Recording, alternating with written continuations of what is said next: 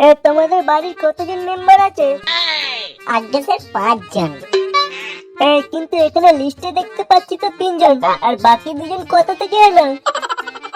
Sir ওরা কোনো জায়গা থেকেই আসেনি, ঘরের ভিতরে আছে আমার দাদু আর ঠাকুমা।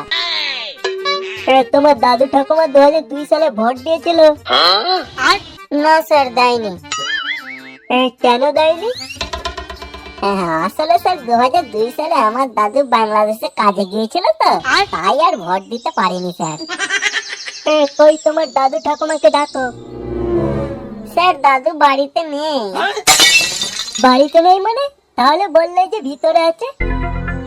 স্যার দাদু ঠাকুমার ফটো ভিতরে আছে, যে বছরে ভোট হয় সেই বছরই শুধু দাদু ঠাকুমা ভোট দিতে আসে স্যার।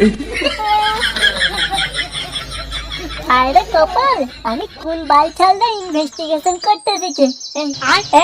এই তোমরা এসআইআর ফর্ম ফিল আপ করো, আমি এখন ঘর যাচ্ছি।